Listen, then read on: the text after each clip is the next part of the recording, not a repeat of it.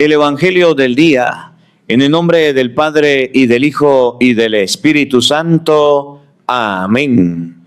Martes 7 de abril de 2026, martes de la octava de Pascua.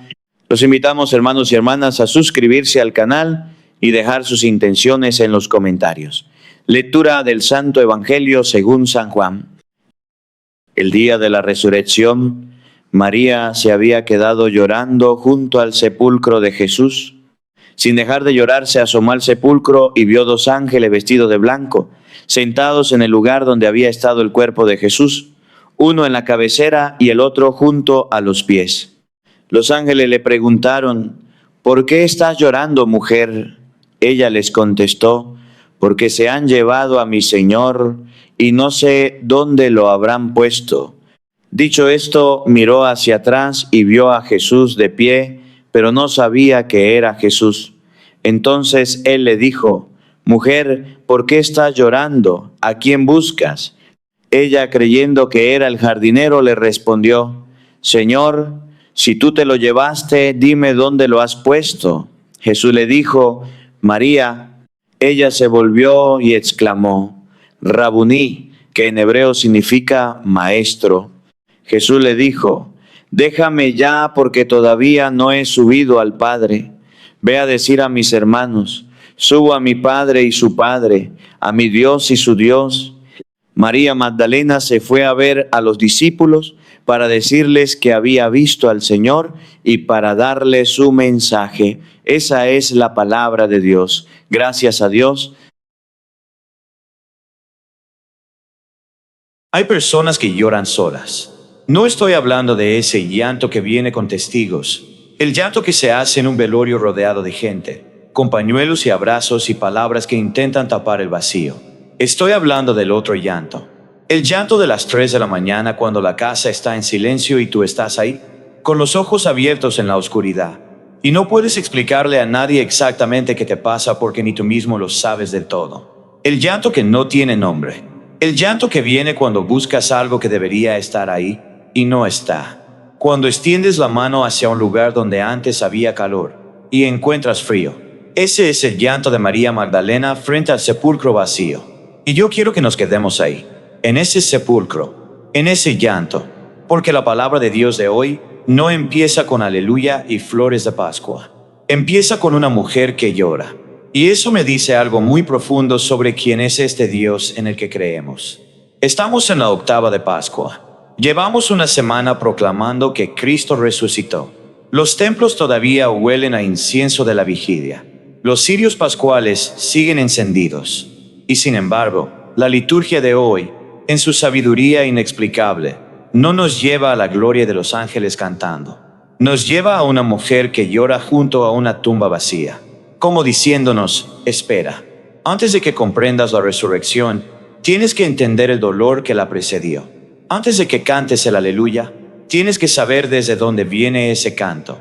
Porque hay algo que el mundo moderno ha perdido, y es la capacidad de quedarse en el dolor sin huir de él. Vivimos en una cultura que tiene terror al silencio, al vacío, a la espera. En cuanto algo duele, buscamos la anestesia, una pantalla, una notificación, una copa, una conversación que nos distraiga. Cualquier cosa antes que quedarnos solos con nuestro propio llanto. Y eso, hermanos, eso es exactamente lo que nos impide encontrar al resucitado. Porque el resucitado no aparece en el ruido, aparece en el jardín.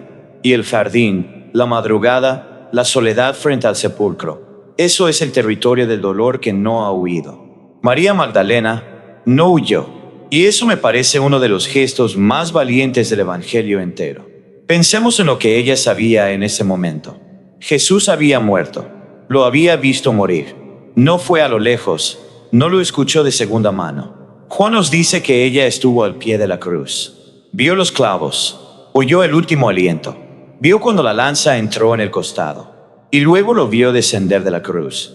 Ese cuerpo que ya no era cuerpo de una persona viva, sino el peso muerto de alguien a quien habías amado con todo lo que tienes. Lo vio entrar en esa tumba, y fue testigo de cómo la piedra rodaba para cerrarlo dentro. ¿Tú crees que eso es fácil de procesar? 3 días después, María vuelve al sepulcro. No sé exactamente por qué vuelve. Quizá porque no tiene otro lugar donde ir. Cuando alguien que amamos muere, a veces el único lugar donde sentimos que podemos estar cerca de él es donde están sus restos. Las madres que pierden un hijo van al cementerio a hablar con la lápida. No porque creen que el hijo está en la lápida, sino porque ese es el único punto geográfico donde el amor todavía tiene coordenadas. María va al sepulcro porque el sepulcro es el último lugar donde supo que Jesús estuvo. Es el último punto de contacto con él. Y llega, y la piedra está corrida. El cuerpo no está. Y aquí es donde el Evangelio se pone oscuro antes de ponerse luminoso. Porque lo primero que piensa María no es, resucitó. Lo primero que piensa es, se lo llevaron, lo robaron, lo profanaron. Como si la tragedia no tuviera suficiente con haber matado a su maestro. Ahora además le quitan el cuerpo. Le quitan hasta el lugar donde llorar. Yo quiero que entendamos la profundidad de esa oscuridad. Porque hay personas que están ahí hoy. Personas que han perdido tanto que ya no tienen ni siquiera un lugar donde llorar. El mundo en este año 2026 está lleno de esas personas. Hay familias en Gaza que llevan más de 2 años sin un lugar donde enterrar a sus muertos con dignidad. Hay madres en Ucrania que esperan noticias de hijos desaparecidos en el frente y no saben si están vivos o muertos. Hay migrantes que cruzan el Mediterráneo buscando una vida y el mar se los traga. Y sus familias en África ni siquiera tienen un cuerpo que sepultar. Hay personas en nuestras propias ciudades, en nuestros propios barrios, que han perdido todo en una crisis económica, en una enfermedad, en una traición, y sienten que ni siquiera tienen el derecho de llorar porque hay que ser fuerte, porque la vida sigue, porque no puedes quedarte en el suelo para siempre. A todos ellos, la palabra de hoy les dice, tú también puedes quedarte junto al sepulcro y llorar. No tienes que fingir que ya estás bien. No tienes que apresurarte hacia la resurrección. El Cristo resucitado no te está esperando con el cronómetro en la mano, midiendo cuánto tardas en superar el dolor. El Cristo resucitado va a buscarte donde estás. Va a venir al jardín. Va a pronunciar tu nombre. Pero espera, antes de llegar ahí, quiero que nos detengamos en un detalle que la mayoría de los lectores pasa por alto y que a mí me tiene fascinado desde hace años. El texto dice que María, mientras está llorando, se asoma al sepulcro. Está llorando tan fuerte que se asoma al sepulcro y ve 2 ángeles vestidos de blanco, 2 mensajeros celestiales. 2 seres que en cualquier otro contexto del Antiguo Testamento habrían dejado a cualquier ser humano tirado en el suelo de terror o de asombro. Y María les responde como si fueran vecinos del barrio preguntando qué pasó. ¿Por qué lloras, mujer? Y ella, porque se llevaron a mi Señor y no sé dónde lo pusieron. Hermanos, el amor que no ha sido correspondido todavía, el amor que está en la oscuridad más absoluta, ese amor tiene la capacidad de mirarle la cara a los ángeles sin caerse. María no se postra, no se queda muda de asombro. Responde, llora pero responde. Está destrozada pero sigue en pie. Hay una fortaleza en el dolor genuino que yo encuentro absolutamente sobrenatural. No la fortaleza que viene de no sentir, la fortaleza que viene de sentir todo y seguir de pie de todas formas. Si alguien aquí está pasando por un dolor de esos que te doblan la columna, escúchame bien. La fe no te va a quitar el dolor. La fe no es una anestesia. Jesús no prometió ausencia de dolor. Prometió compañía en el dolor. Prometió que en el peor de los jardines, en la noche más larga, en el sepulcro más frío, su voz iba a pronunciar tu nombre. Después de responderles a los ángeles, María se da vuelta y ve a un hombre parado ahí. No lo reconoce. El texto de Juan es muy cuidadoso en decirnos esto. No sabía que era Jesús. Y eso tiene una riqueza teológica que no podemos ignorar. El resucitado no es idéntico al que murió. Es el mismo, sí, pero transformado. El cuerpo glorioso de Cristo tiene una continuidad con el cuerpo que colgó de la cruz, pero tiene también una dimensión nueva, una realidad que escapa a los límites de la percepción normal. Los apóstoles en el camino a Emaús tampoco lo reconocen. Los discípulos en el lago tampoco lo reconocen. El resucitado no se nos entrega a la lógica, no se nos entrega al reconocimiento inmediato. Se nos entrega a través de un momento de intimidad personal que rompe la corteza de nuestra incomprensión. Para María, ese momento es cuando Él dice su nombre. María, una sola palabra, su nombre.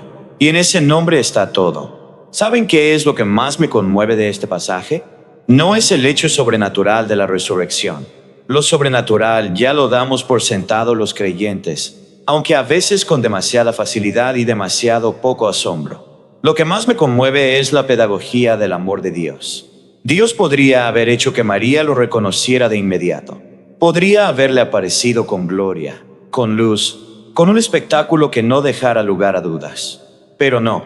Dios eligió un jardín, eligió que ella llorara, eligió que no lo reconociera, eligió el camino largo, el camino del dolor atravesado hasta el final, para que cuando finalmente pronunciara su nombre, el encuentro fuera total, para que no fuera solo un reconocimiento intelectual, para que fuera un encuentro del alma entera. Eso es lo que Dios quiere con cada uno de nosotros. No quiere que lo reconozcamos desde afuera, desde la distancia segura de que observa un fenómeno religioso interesante. Quiere pronunciar nuestro nombre. Quiere ese momento en que todas nuestras defensas caen, en que todos nuestros argumentos se quedan sin palabras, en que dejamos de buscar el cuerpo muerto de un Dios del pasado y nos encontramos cara a cara con el Dios vivo del presente. Y aquí necesito hacer una pausa y hablar con ustedes de algo que me preocupa profundamente en la iglesia de hoy. Hay mucha gente que busca a Cristo como María buscaba el cuerpo. Buscan al Cristo del catecismo de cuando eran niños. Buscan al Cristo de una devoción heredada pero nunca apropiada. Buscan al Cristo que les enseñaron sus abuelas, que era bueno, que era importante, que era parte de la identidad cultural, pero al que nunca realmente encontraron en persona. Y cuando la vida sacude esa imagen, cuando el dolor es demasiado grande, cuando la razón hace preguntas que la imagen heredada no puede responder, entonces aparece la crisis de fe. Entonces dicen, ya no creo. Me fui de la iglesia. No encuentro a Dios en ningún lado. Hermano, hermana, quizá el problema no es que Dios no esté. Quizá el problema es que estás buscando el cuerpo muerto de una imagen de Dios que ya cumplió su ciclo. Y el resucitado está parado a tu lado preguntándote por qué lloras. Y no lo estás reconociendo porque no se parece a lo que esperabas. El encuentro con el Cristo resucitado siempre descoloca. Siempre es diferente a lo que habíamos imaginado. Siempre llega de un modo que no controlamos. Miren lo que pasa después. María lo reconoce. Dice Rabuni, que significa maestro. Y el impulso inmediato es aferrarse. Abrazarlo, no soltarlo nunca más. ¿Y quién la puede culpar? Acabas de perder a la persona más importante de tu vida. 3 días de oscuridad absoluta. Y ahora está ahí, vivo, frente a ti. Por supuesto que quieres abrazarlo. Por supuesto que el instinto es agarrarlo y no soltarlo jamás.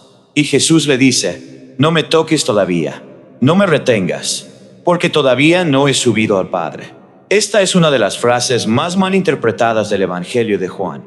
Hay quien la lee como si Jesús estuviera rechazando a María, poniéndole distancia, diciéndole que no se acerque. Nada de eso. Lo que Jesús le está diciendo es mucho más revolucionario. Le está diciendo, la forma de relación que teníamos antes ya no es la forma de relación que vamos a tener ahora. Antes yo era el Jesús de Nazaret que caminaba por los caminos de Galilea y tú podías tocarme, seguirme físicamente, estar a mi lado de manera corporal. Esa forma terminó, pero lo que empieza ahora es infinitamente más grande. Lo que empieza ahora es la relación en el espíritu, la relación que no depende de la proximidad física, la relación que no puede ser interrumpida por una crucifixión, por una muerte, por una distancia geográfica, por el paso del tiempo. Lo que Jesús anuncia a María en ese jardín es la nueva economía de la gracia. Ya no hay que ir a Jerusalén para encontrar a Dios. Ya no hay que esperar que el profeta pase por tu pueblo. Ya no hay que pertenecer al pueblo escogido en sentido étnico para tener acceso al Padre. El Espíritu va a ser derramado sobre toda carne, como escuchamos en los Hechos de los Apóstoles con el discurso de Pedro en Pentecostés, aunque ese discurso es el futuro inmediato al que apunta el Evangelio de hoy. Ve y dile a mis hermanos que subo a mi Padre y su Padre, a mi Dios y su Dios. Esta frase sola. Hay un teólogo alemán del siglo XX, Hans Urs von Balthasar, que dedicó páginas enteras a esta frase y todavía se le quedaron cosas por decir. Porque lo que Jesús hace aquí es entregarle a María Magdalena la primera proclamación del querigma pascual, el primer anuncio de la resurrección. y se le entrega a ella. No a Pedro, no a Juan, no al apóstol más valiente, al más fiel, al que se quedó junto a la cruz. Se lo entrega a María Magdalena, a una mujer que en la cultura del siglo I no tenía valor legal como testigo, cuyo testimonio no era admitido en los tribunales judíos. Una mujer que además traía consigo un pasado del que los evangelios hablan con cierto pudor, aunque con gran misericordia, de los 7 demonios de los que Jesús la había liberado. Una mujer que venía de la oscuridad y que en la oscuridad más profunda de ese jardín se convierte en la primera apóstol de la resurrección. La Iglesia Oriental la llama desde el principio Is Apostolos, igual a los apóstoles. La Iglesia Occidental la llama Apostola Apostolorum, apóstol de los apóstoles, porque ella fue enviada antes que ellos, porque ella proclamó lo que ellos todavía no sabían. Y eso nos dice algo sobre cómo Dios elige. Dios no elige al más preparado, no elige al de mejor reputación, no elige al que tiene el pedigrí espiritual correcto, elige al que ama, elige al que no huyó, elige al que se quedó llorando junto al sepulcro cuando todos los demás ya se habían ido a casa a esconderse detrás de puertas cerradas. Me pregunto cuántas Marías Magdalenas hay en nuestras comunidades a quienes no les hemos dado el espacio para proclamar lo que han visto. ¿Cuántas personas que vienen de un pasado oscuro, de una historia complicada, de una vida que no cabe en los esquemas de catecismo estándar, que han tenido un encuentro real con el Cristo resucitado y no encuentran en la iglesia un lugar donde ese testimonio sea recibido, donde esa experiencia sea valorada, donde se les diga, ve y anúncialo? Porque lo que tú has visto importa. Si estás en esa situación, quiero que sepas que este espacio es para ti también. Y si llevas tiempo acompañándonos en este canal, si estas reflexiones han sido un lugar donde has podido respirar espiritualmente, te invito a que te quedes. Suscríbete si no lo has hecho. Comparte este video con alguien que esté llorando junto a su propio sepulcro hoy, porque quizá la voz que necesitan escuchar es la que va a pronunciar su nombre. Y a veces Dios usa estos medios, estas tecnologías que parecen tan poco sagradas, para hacer llegar esa voz. Volvamos a los Hechos de los Apóstoles, porque la lectura de hoy es complementaria al Evangelio de una forma que no podemos ignorar. Pedro, el mismo Pedro que 3 veces negó a Jesús, se para ante miles de personas en el día de Pentecostés y dice: Dios ha constituido Señor y Mesías al mismo Jesús a quien ustedes crucificaron. La audacia de esa frase, la valentía brutal de ese momento. Esto no es un predicador hablando en abstracto sobre conceptos religiosos. Pedro está señalando a la multitud y diciéndoles: ustedes lo mataron. Ustedes tienen sangre de Dios en las manos. Y la respuesta de la multitud no es la indignación que uno esperaría. La respuesta es: estas palabras les llegaron al corazón. El texto griego usa una imagen físicamente violenta para esto. Usa el verbo katanizo, que literalmente significa ser atravesado, ser punzado, como si la verdad fuera un estilete que entra entre las costillas y llega directo al lugar donde guarda los secretos. La palabra de Dios no acaricia, la palabra de Dios atraviesa. Y cuando te atraviesa de verdad, la pregunta que surge es la misma que le hacen a Pedro. ¿Qué tenemos que hacer? Esa es la pregunta de la conversión. No que tengo que entender, no que tengo que creer intelectualmente. ¿Qué tengo que hacer? La fe verdadera siempre tiene consecuencias prácticas. Siempre cambia algo. Siempre pone algo en movimiento. Y la respuesta de Pedro es sencilla y es total al mismo tiempo. Arrepiéntanse y bautícense. El arrepentimiento no es sentirse mal. El arrepentimiento en el sentido bíblico, metanoia en griego, es un cambio de mentalidad, un giro de 180 grados en la dirección de tu vida. Es dejar de estar centrado en uno mismo para estar centrado en Dios. Es dejar de buscar la salvación en los lugares donde siempre la has buscado, los lugares donde nunca la has encontrado, y volverse hacia la única fuente que no defrauda. Y el bautismo. Quiero hablar de bautismo porque vivimos en una época en que muchos lo redujeron a una tradición cultural, a un evento social, a algo que se hace porque así lo hacemos en nuestra familia sin preguntarnos demasiado qué significa. 3,000 personas se bautizan ese día. 3,000. No en una catedral imponente. No después de un proceso de 2 años de catecumenado. En ese día, con el fuego del Espíritu todavía ardiendo, 3,000 personas dijeron sí. 3,000 personas decidieron que su vida ya no podía seguir siendo la que era. 3,000 personas se tiraron al agua sabiendo que de ese agua iban a salir siendo otra cosa. ¿Nos acordamos de eso los bautizados? Nos acordamos de que el bautismo no fue un rito de iniciación cultural, sino una muerte y una resurrección. Porque si el bautismo es lo que la Iglesia dice que es, entonces todos los que estamos bautizados somos personas que ya murieron. Ya tuvimos nuestra muerte en el agua. Ya resucitamos en el nombre del Padre, del Hijo y del Espíritu Santo. Y entonces, si eso es verdad, ¿por qué seguimos viviendo como si no hubiera ocurrido nada? ¿Por qué seguimos cargando los miedos, los rencores, los resentimientos, las idolatrías pequeñas y grandes de quien todavía no ha pasado por el agua? Pedro dice algo más.